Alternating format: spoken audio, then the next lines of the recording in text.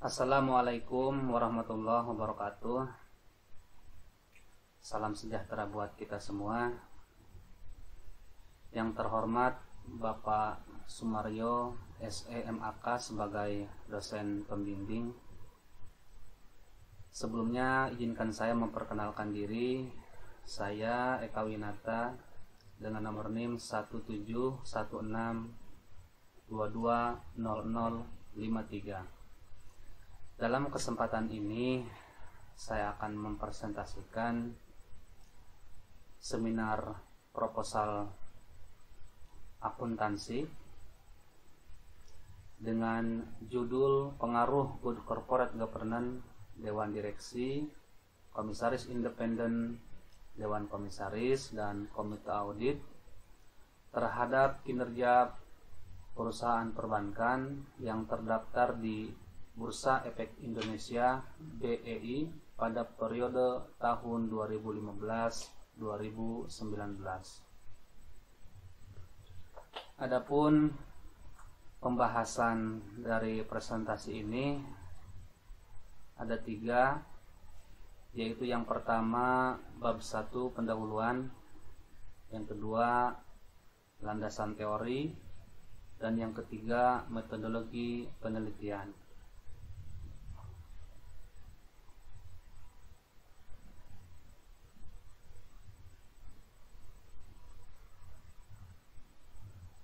Masuk ke bab 1 pendahuluan, yaitu latar belakang, yang mana latar belakang inilah yang menjadikan saya memilih penelitian ini, yaitu yang pertama laporan keuangan. Kinerja dalam laporan keuangan merupakan suatu gambaran dari pencapaian pelaksanaan suatu kegiatan dalam perusahaan, di mana salah satu tujuan penting didirikannya perusahaan adalah memaksimalkan kekayaan pemegang saham melalui peningkatan nilai perusahaan. Salah satu informasi yang terdapat dalam laporan keuangan adalah informasi mengenai laba perusahaan. Informasi mengenai laba perusahaan dijadikan fokus utama serta mendapat perhatian khusus oleh pengguna laporan keuangan. Hal ini dikarenakan informasi laba dalam suatu perusahaan dapat menaksirkan kinerja atau pertanggungjawaban manajemen. Menurut Sukandar 2016, kinerja perusahaan merupakan kemampuan yang dimiliki oleh perusahaan untuk melakukan seluruh kegiatan operasionalnya. Pentingnya penilaian kinerja perusahaan dengan melakukan analisis terhadap laporan keuangan telah mempengaruhi pola pikir pemimpin perusahaan bahwa mengelola perusahaan di masa modern dengan perkembangan teknologi yang begitu pesat adalah hal yang sangat kompleks. Menurut Ermayanti 2017, kinerja keuangan perusahaan adalah suatu gambaran tentang kondisi keuangan suatu perusahaan yang dianalisis dengan alat-alat analis keuangan sehingga dapat diketahui mengenai baik buruknya keadaan keuangan suatu perusahaan yang mencerminkan prestasi kerja dalam periode tertentu.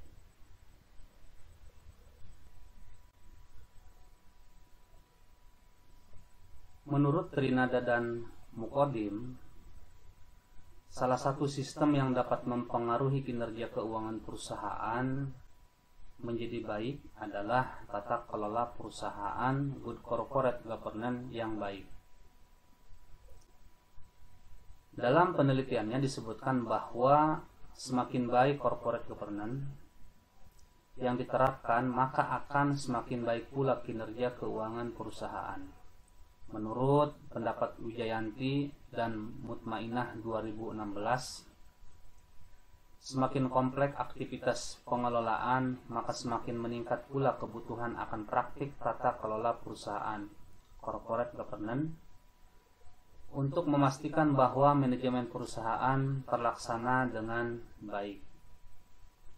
Jika pelaksanaannya dilakukan dengan baik, maka sistem corporate governance akan memberikan perlindungan efektif kepada para pemegang saham dan kreditur, sehingga menanamkan kepercayaan pihak-pihak tersebut atas investasi terhadap perusahaan.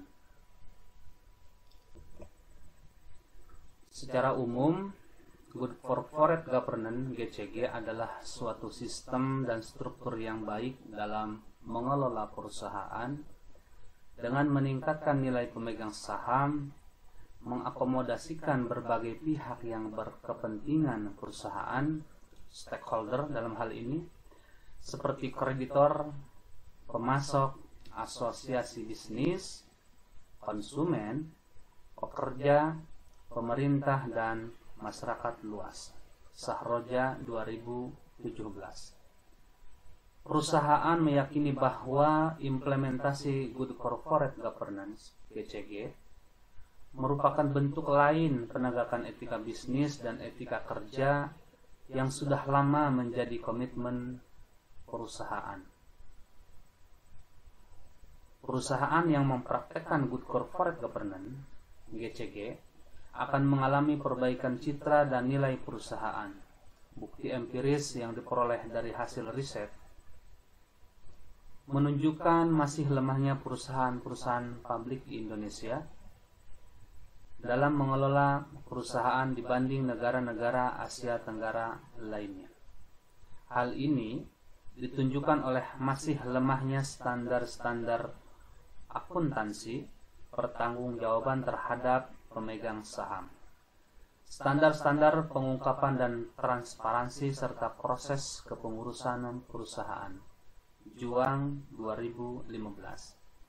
Hal ini secara tidak langsung menunjukkan masih lemahnya perusahaan-perusahaan di Indonesia dalam manajemen yang baik dan memuaskan stakeholder perusahaan. Dalam upaya mengatasi kelemahan-kelemahan tersebut, maka para pelaku bisnis di Indonesia menyepakati penerapan Good Corporate Governance (GCG) merupakan suatu sistem pengelolaan perusahaan yang baik. Sulistianto 2017.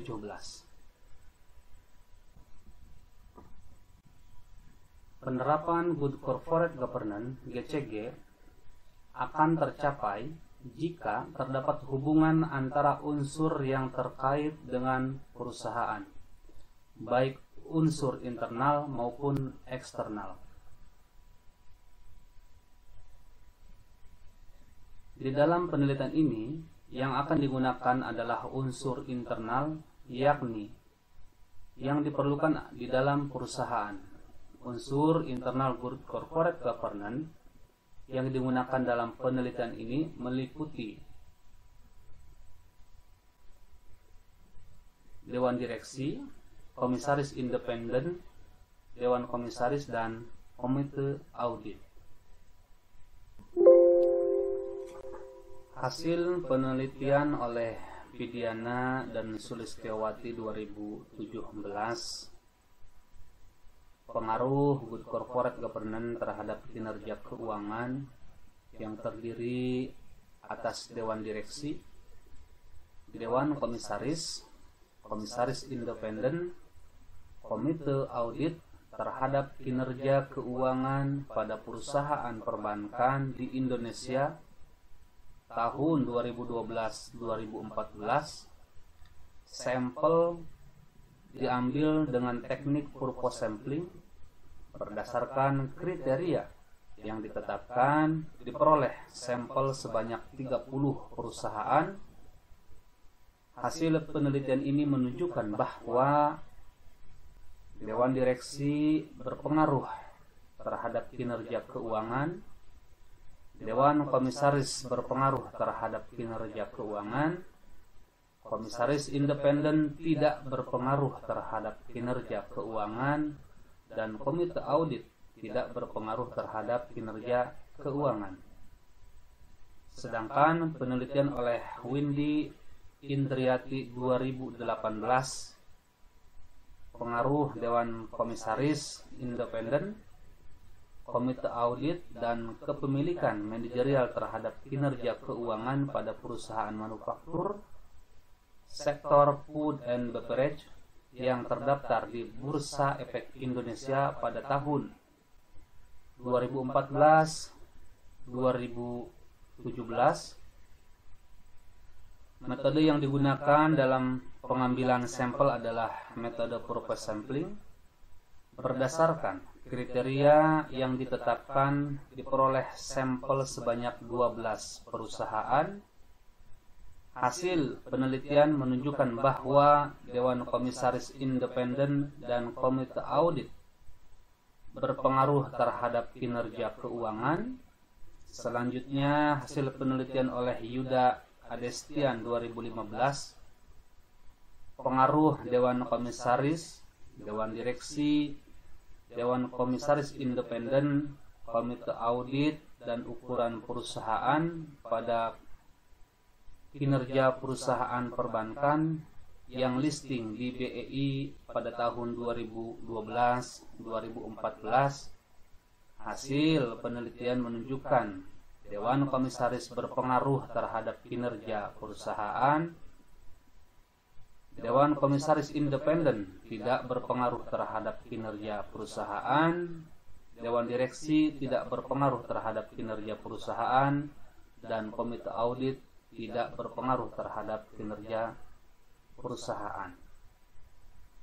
Berdasarkan latar belakang masalah yang telah dijelaskan di atas, maka penulis berharap dapat membantu mengembangkan pemahaman mengenai judul pengaruh Good Corporate Governance, Dewan Direksi, Komisaris Independen, Dewan Komisaris, dan Komite Audit terhadap kinerja perusahaan perbankan yang terdaftar di Bursa Efek Indonesia BEI pada periode tahun 2015-2019.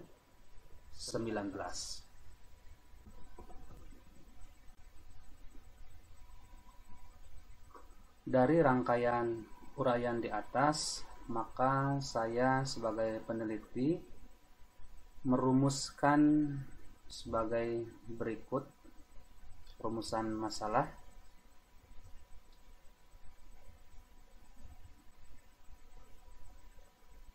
Yaitu yang pertama, apakah Dewan Direksi berpengaruh terhadap kinerja perusahaan perbankan yang terdaftar di Bursa Efek Indonesia BEI pada periode tahun 2015-2019. Lalu yang kedua, apakah Komisaris Independen berpengaruh terhadap kinerja perusahaan perbankan yang terdaftar di Bursa Efek Indonesia BEI pada periode tahun 2015-2019. Lalu yang ketiga, apakah Dewan Komisaris berpengaruh terhadap kinerja perusahaan perbankan yang terdaftar di Bursa Efek Indonesia BEI pada periode tahun 2015-2019. Lalu yang keempat, apakah Komite Audit berpengaruh terhadap kinerja perusahaan perbankan yang terdaftar di Bursa Efek Indonesia BEI pada periode tahun 2015-2019. Selanjutnya, tujuan penelitian. Di sini yang pertama, untuk mengetahui dan menganalisis pengaruh Dewan Direksi terhadap kinerja perusahaan perbankan yang terdaftar di Bursa Efek Indonesia BEI pada periode tahun 2015-2019. Lalu yang kedua, untuk mengetahui dan menganalisis pengaruh Komisaris Independen terhadap kinerja perusahaan perbankan yang terdaftar di Bursa Efek Indonesia BEI pada periode tahun 2015-2019. Lalu yang ketiga, untuk mengetahui dan menganalisis pengaruh Dewan Komisaris terhadap kinerja perusahaan perbankan yang terdaftar di Bursa Efek Indonesia (BEI) pada periode tahun 2015-2019. Lalu yang keempat, untuk mengetahui dan menganalisis pengaruh Komite Audit terhadap kinerja perusahaan perbankan yang terdaftar di Bursa Efek Indonesia (BEI) pada periode tahun 2015-2019.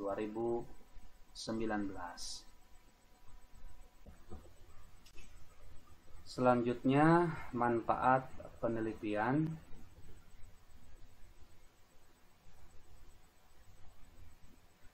Manfaat penelitian yang pertama ada manfaat teoritis, yaitu hasil penelitian ini diharapkan dapat membantu dalam memberikan manfaatnya terhadap perkembangan ilmu pengetahuan. Selanjutnya, manfaat secara praktis, yaitu yang pertama manfaat bagi penulis itu sendiri, yaitu penelitian ini dapat menambah pengetahuan serta mempraktekkan teori-teori yang didapat di bangku kuliah, serta dapat melakukan riset ilmiah dan menyajikan dalam bentuk tulisan yang baik. Selanjutnya, manfaat bagi lembaga tentu saja dapat menambah perbendaharaan di perpustakaan, yang mana bagi generasi berikutnya ini dapat menjadikan referensi bacaan ataupun dapat dilakukan penyempurnaan di penelitian berikutnya sesuai dengan perkembangan zaman dan teknologi. Selanjutnya, manfaat praktis bagi perusahaan, yaitu dapat menambah masukan dan evaluasi atas GCG, Good Corporate Governance, yaitu tata kelola perusahaan di perusahaan itu tersebut. Apakah GCG di perusahaan tersebut sudah berjalan dengan baik, atau memang perlu dilakukan penyempurnaan terkait dengan GCG-nya. Selanjutnya, masuk ke bahasan berikutnya, yaitu bab 2, landasan teori.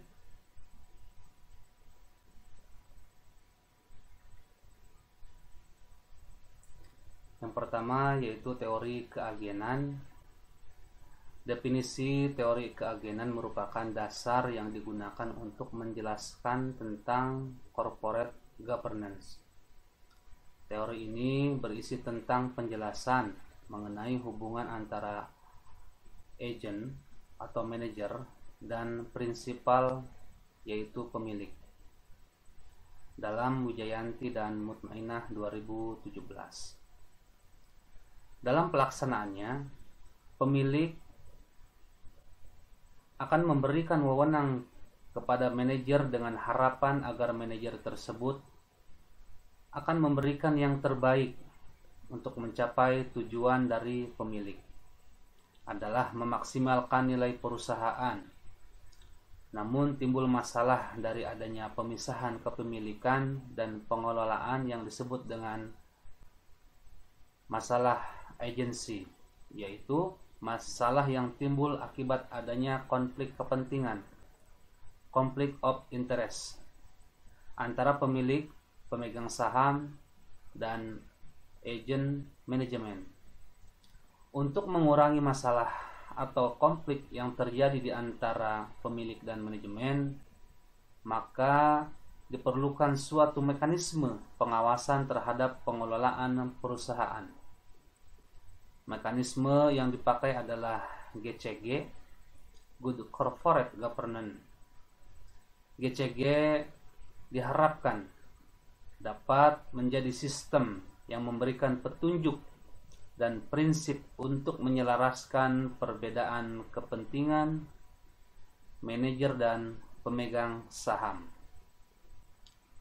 Dalam El Khairani 2016.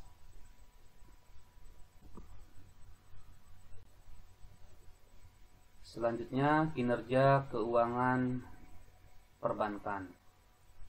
Pengertian bank menurut Undang-Undang Republik Indonesia Nomor 10 Tahun 1998, perbankan adalah segala sesuatu yang menyangkut tentang bank, mencakup kelembagaan, kegiatan usaha, serta cara dan proses dalam melaksanakan kegiatan usahanya. Bank adalah badan usaha yang menghimpun dana dari masyarakat dalam bentuk simpanan dan menyalurkannya kepada masyarakat dalam bentuk kredit dan atau bentuk-bentuk lainnya dalam rangka meningkatkan taraf hidup rakyat banyak. Menurut Thomas dalam Ahmad Minan Santoso 2015, bank adalah lembaga yang menerima berbagai jenis simpanan dan menggunakan dana yang diterima untuk memberikan pinjaman.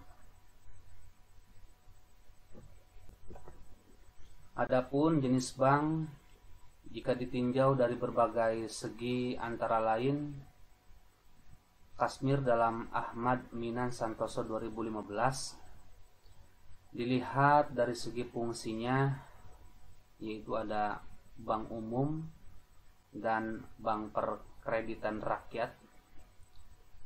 Lalu jika dilihat dari segi kepemilikannya, itu terdiri dari bank milik pemerintah, bank milik swasta nasional, bank milik koperasi, dan bank milik asing, dan bank milik campuran.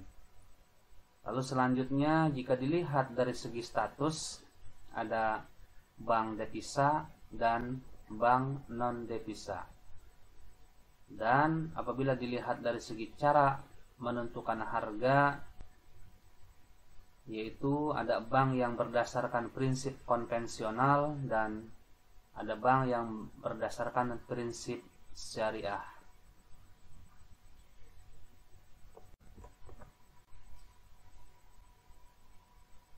Selanjutnya, Good Corporate Governance.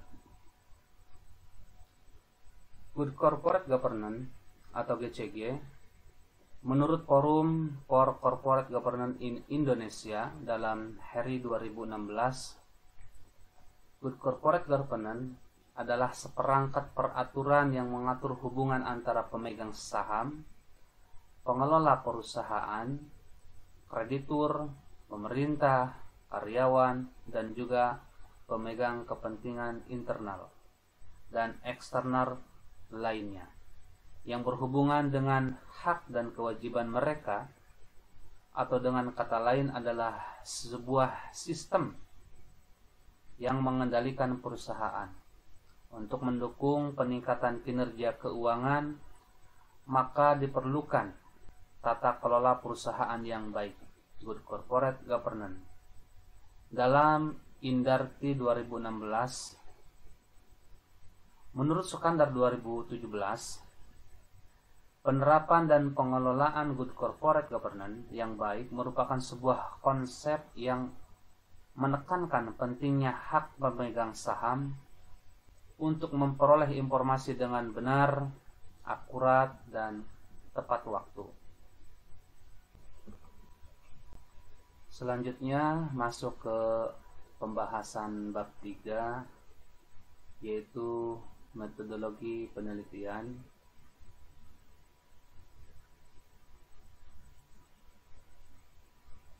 Jenis penelitian. Menurut Sugiono 2017, metode penelitian adalah metode yang pada dasarnya merupakan cara ilmiah untuk mendapatkan data dengan tujuan dan kegunaan tertentu. Dalam penelitian ini, penulis menggunakan metode kuantitatif dengan pendekatan penelitian deskriptif. Karena adanya variabel-variabel yang akan ditelaah hubungannya serta tujuannya untuk menyajikan gambaran mengenai hubungan antara variabel-variabel yang diteliti.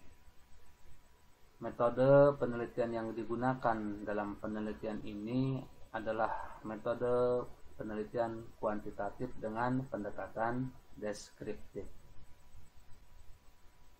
Menurut Sugiono 2017, penelitian kuantitatif adalah metode penelitian yang berlandaskan pada filsafat positivisme, digunakan untuk meneliti pada populasi atau sampel tertentu, pengumpulan data menggunakan instrumen penelitian, analisis data bersifat kuantitatif atau statistik, dengan tujuan untuk menguji hipotesis yang telah ditetapkan. Pendekatan deskriptif menurut Sugiono adalah metode penelitian yang dilakukan untuk mengetahui keberadaan variabel mandiri, baik hanya pada saat satu variabel atau lebih, tanpa membuat perbandingan variabel itu sendiri dan mencari hubungan dengan variabel lain.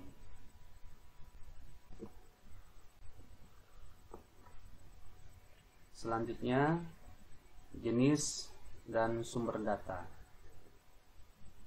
Data yang digunakan dalam penelitian ini adalah data sekunder yang terdiri dari data yang bersifat kuantitatif. Data sekunder diperoleh dari laporan keuangan perusahaan perbankan yang terdaftar di Bursa Efek Indonesia (BEI) yang dimulai dari tahun 2015 sampai tahun 2019. Pengelolaan dan penelitian menggunakan Microsoft Word dan software program SPSS per Windows versi 25. Laporan tahunan dipilih karena laporan tahunan merupakan sumber data yang sangat bermanfaat, karena manajemen perusahaan mengisyaratkan hal-hal yang dianggap penting melalui mekanisme pelaporan. Masalah-masalah penting ditonjolkan, dilaporkan, dan didiskusikan. Sedangkan hal-hal yang kurang penting ditinggalkan atau dipindahkan ke bagian lain. Dalam laporan tahunan layak dipilih sebagai sumber data karena dua alasan utama, yaitu laporan tahunan dianggap sebagai sumber informasi penting bagi pengguna eksternal, misalnya pihak-pihak yang terkait, dan tingkat pengungkapan dalam laporan tahunan berkorelasi positif dengan jumlah informasi yang dikomunikasikan, baik kepada pasar modal maupun stakeholder dengan menggunakan media lainnya. Di samping itu, laporan tahunan juga dipandang sebagai suatu sarana untuk membangun citra di lingkungan publik.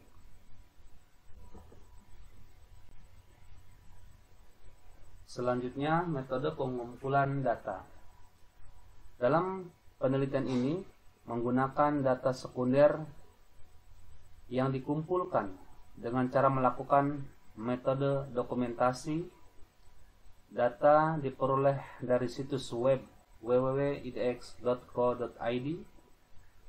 Sumber tersebut diperoleh data kuantitatif berupa data laporan keuangan tahunan yang telah diterbitkan oleh perusahaan perbankan yang telah go publik dan terdaftar di Bursa Efek Indonesia.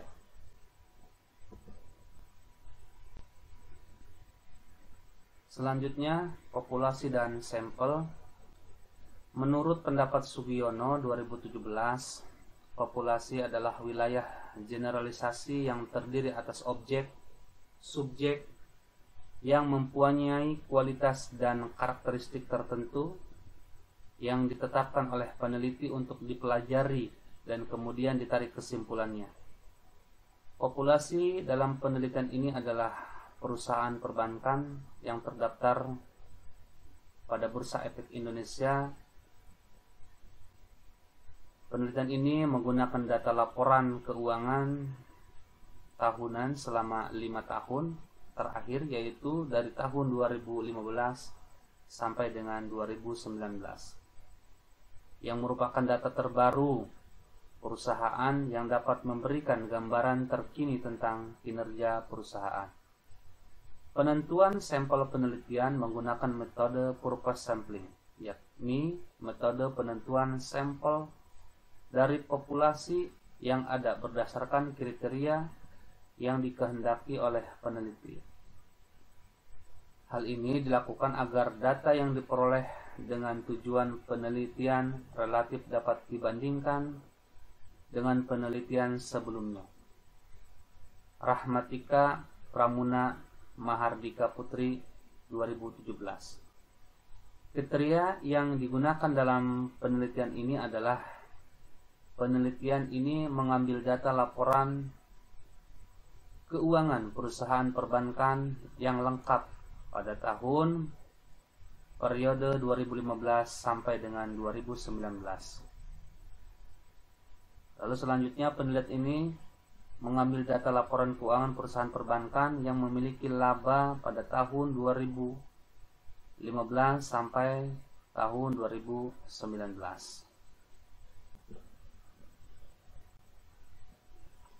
Selanjutnya, definisi operasional variabel penelitian.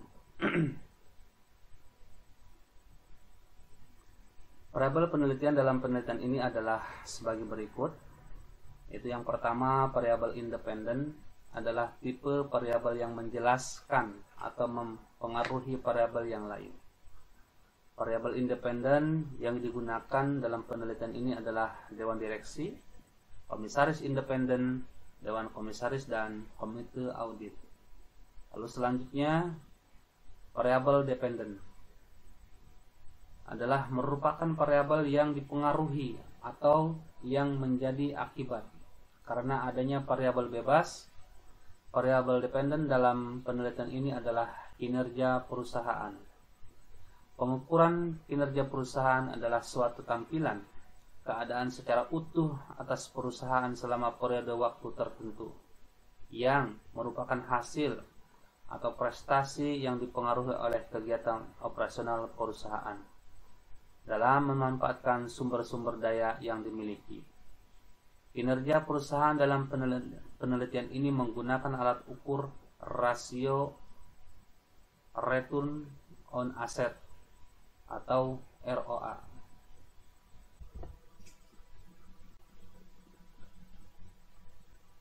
Selanjutnya, teknik analisis data. Teknik analisis data penelitian ini dengan menggunakan pendekatan kuantitatif secara umum. Pendekatan kuantitatif lebih fokus pada tujuan untuk generalisasi dengan melakukan pengujian statistik dan steril dari pengaruh subjektif peneliti.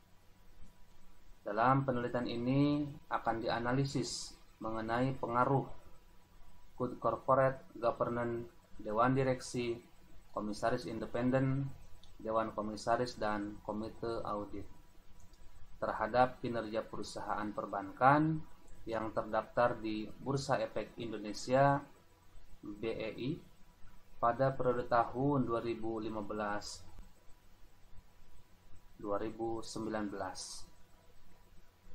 Beberapa langkah yang dilakukan dalam analisis tersebut masing-masing akan dilakukan analisis diantaranya yaitu statistik deskriptif. Statistik deskriptif memberikan gambaran atau deskripsi suatu data yang dilihat dari nilai rata-rata, mean, standar deviasi, varian, maksimum, minimum, sum, range, kurtosis, dan skewness atau kemencengan distribusi. Imam Ghazali dalam 2018 halaman 19. Gambaran data tersebut menghasilkan informasi yang jelas sehingga data tersebut mudah dipahami. Dalam penelitian ini, dengan melihat gambaran dari data-data yang ada, maka akan diperoleh informasi yang jelas mengenai pengaruh modal intelektual terhadap kinerja keuangan perusahaan. Selanjutnya, pengujian yang lain yaitu menggunakan pengujian hipotesis. Menggunakan pengujian hipotesis ini ada pengujian model fit, ada juga pengujian model uji koefisien determinasi, dan ada pengujian uji model regresi. Berikut kiranya yang saya presentasikan dalam seminar proposal skripsi ini. Mudah-mudahan jika ada kekurangan bisa ditambahkan. Tentu saja ini masih dalam tahap pembelajaran. Jika ada salah-salah kata mohon dimaafkan, dan saya akhiri. Assalamualaikum warahmatullahi wabarakatuh.